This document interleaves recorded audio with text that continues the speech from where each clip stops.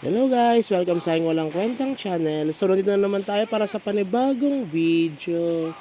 Ngayon guys ay medyo nag-stop lang muna tayo sa pag-upload ng mga videos because of some commentators doon sa ating, hindi ko naman sila sinisisi or what, no? Dahil doon sa previous upload video natin about doon sa hack ng non-tradable to tradable jewel of creation.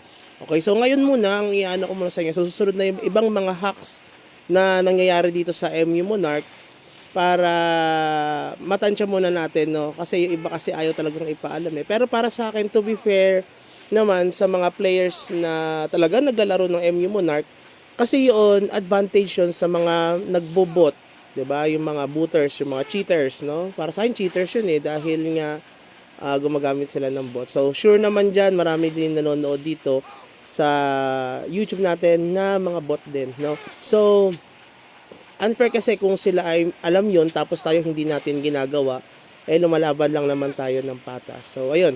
Para din naman yun sa mga ano eh, sa mga maraming mga dami na characters na ginagamit na pang farm yung kanilang mga characters na yon, hindi sila gumagamit ng bot pero meron silang mga characters para makapag-ipon ng florites, ng MUC at ng daily dito sa Jewel of Creation. Ako hindi na ako bumibili ng ganyan kasi ang ginagawa ko, meron tayong mga dummy characters or account na yun ay pumupulot ng mga bound MU, tulad niyan, yung mga bound MU na yan.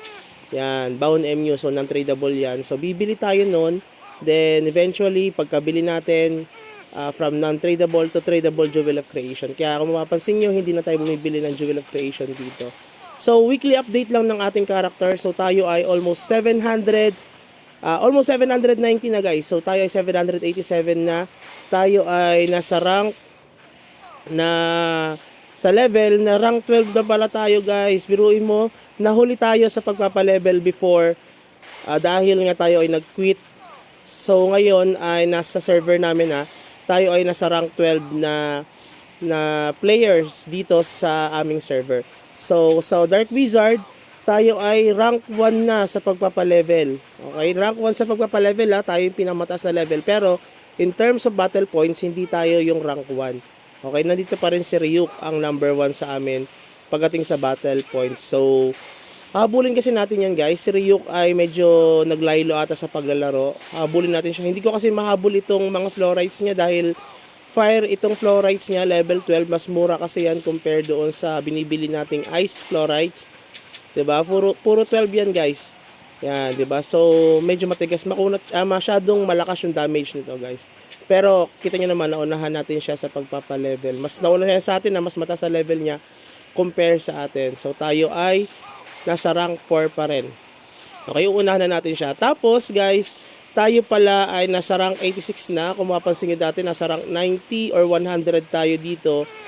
Or dati nga, wala pa. Yung nag-quit tayo, bumaba tayo sa no rank. Okay, wala tayong rank dati before. Kaya ngayon, tayo ay nasa rank 86 na guys. Medyo tumataas na rin yung ating rankings. At yung ating damage ay nasa 18,722 na guys. 'Di ba? Hindi na tayo 17,000 or 16,000 na damage. Dahil yan dito sa ating mga florites na ina-upgrade. So level 10 pa lang din. Ang level 12 ko pa lang dito ay yung sa shield natin. So level 12, tapos syempre dahil nga dun sa ancient slate, medyo nadagdagan yung ating damage dyan. Patataasin natin yan. Meron tayong video before na ginamit, in-upload yung importance kung bakit sa isang gear muna kayo magpataas ng ancient slate nyo. Ancient slate. Pero kung yun naman ay medyo mataas na rin ng florites, pwede nyo naman din taasan yung iba yung ancient slate, no? Dahil nga kapag the more mas mataas or the more higher level noong inyong ancient slate na pinapataas ay the more din na mas mataas yung materials na kakailanganin sa pag-upgrade niyan. Tapos medyo nabasag kasi yung dami natin dito, yung options natin. Tignan niyo dito, 8 lang itong ating boots, pati yung ating wing, no, yung option na additional points niyan na damage, pati yung ating mga earrings. Okay, so nabasag kasi siya kanina, in-upgrade ko, bala ko kasi sana siyang pataasin. Nag-ipon pa ako ng Jewel of Life, so medyo nakakapanghinayang, no, tagal kong inipon. Tapos Sa elements naman, guys, pataasin nyo rin ito kasi pampataas din ng level ito. Hindi ko muna pinapataas itong aking defense na element dahil wala medyo mahal kasi yung gamit dito. Mas may iba akong pinaprioritize, no.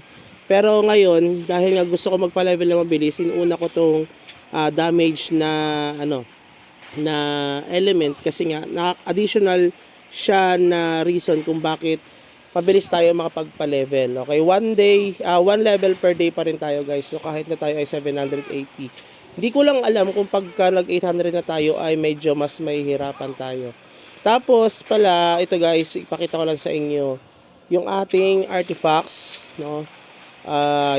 Yung artifacts natin almost complete na yan. Isa na lang yan, guys. Yung Mage Wisdom Energy Up 1 na lang ang ating kailangan dito, guys, para tayo ay makumpleto at ma-unlock natin yung option nito, guys, no. Medyo mahal lang kasi itong artifacts essence nito. Lagi lang bumibili ng mga pang salvage na artifacts para ma-complete natin itong ating artifacts essence. So pagka meron na yan, nakumpleto na yan, ipapakita ko sa inyo kung anong outcome niyan and additional damage sa atin. As of now, hindi ko siya masyadong mapakita sa inyo because wala pa naman tayo nun. Yan, dito wala pa ako masyadong artifacts na nakukuha, pero sooner or later lalagyan na rin natin yan. Nagpo-focus lang tayo sa iba. Then sabi ko nga sa inyo dito sa AG natin, 'di ba? Patatasin din natin yan. Meron na akong mga mga artifacts diyan. Hindi ko lang siya nilalagay dahil yan dalawa na yan, no. Dalawa na yan. Dito wala pa tayo, tapos dito wala pa. So 1 and 2 meron na tayong AG up artifacts. So na-explain naman natin before kung bakit tayo nag-AG, hindi tayo nagma-max weapon attack up or anything pa man na additional dito dahil nga gusto natin mapatas din yung ating stats. Okay, kasi mas malaki yung bigay para sa akin, yun yung interpretation ko dito. Tapos hindi ko pa kasi siya ina-unlock yung iba, kaya hindi ko pa siya nilalagay. Isa pa lang. Yan, bali dalawa, yan. Pero once na natin yan, pagka dito tayo mag-focus, tatanggalin natin tong weapon, max weapon attack up, papalitan natin siya ng AG up. Dahil lang, kaya ko siya nilagay dahil nga may additional damage siya kasi naghahabol nga tayo sa damage natin. Tapos, kung mapapansin nyo, tayo ay 787 na, guys. Konti na lang yan. Tayo ay malapit ng mag 790. So, masusutan natin yung ating gloves, yung gauntlet, no level 3 levels na lang yan, pati yung ating boots. So 3 levels na lang yan. So yung pants medyo matagal pa, 8 levels pa, siguro within next week masusuotan natin itong helm at saka yung ating pants. Susunod na yung helmet, yung ating armor pag tayo ay nag-level 800. So meron na rin tayong weapon na nakaabang, balak na rin natin yan ilagay dito, itabi natin. Yan. Meron na rin tayong shield, Yan. I-full option natin yung shield natin. Pero susunod na, medyo mahal pa kasi yung protection. Kasi meron na akong defense, 'di ba? Or shield depth. Kasi nga, gagamitin natin siya sa PVP din, kung kinakailangan. Pangat kasi ng option nito, guys, so bala ko sana mag-craft ulit ng ating wing. Pero baka magpalit na lang tayo ng wing, i-change wing natin, no? Class change wing. Para sayang kasi yung option ng bigay na option dito. Tapos kapag kompleto na rin itong ating Garuda feather, no. So meron na tayong nakukumpleto na Garuda feather na 19. Konti na lang yan ay mag-50 na rin kahit papaano. Medyo nahirapan lang ako dito sa shadow feather para sa Gen 5, no. So 5th wing natin medyo matagal pa. Pero yung ating 6th wing din, sana ba yung 6th wing ko? Ayan, meron na rin pala tayong Elven feather.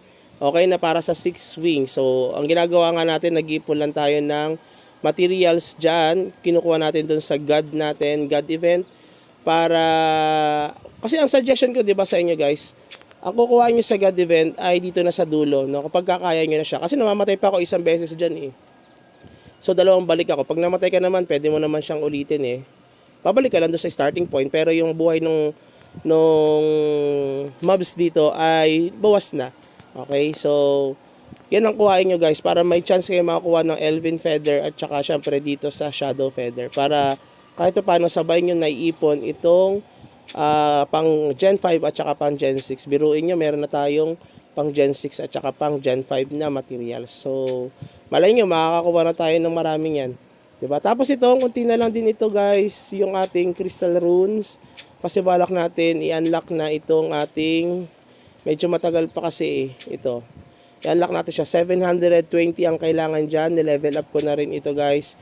Nilagyan na natin siya. At tapos, kaya tumaas yung ating damage dahil nga, pinataas din natin itong level nitong ating mga slaughter runes.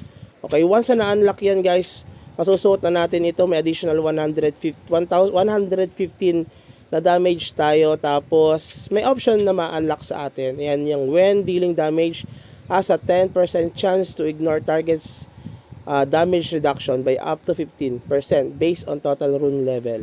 So, yan yung ating balak gawin. So, dito, tsaka na tayo mag-focus dyan. Madali lang naman din makakuha yan sa susunod, no? So, kung umabot ka pala sa dulo ng video na ito, please consider like and subscribe sa ating channel para kahit paano ay magtuloy-tuloy tayo sa pag-upload ng mga walang kwentang video. Tapos, ay, yun na siguro muna. I-update ko lang kayo sa susunod na mga videos natin. Pero nyo guys ha, top 1 na tayo sa Wizard. Pero in terms of level lang, screenshot lang natin. Yan. Di ba? Para meron tayong caption. So, yun lang. Have a good day. Bye-bye.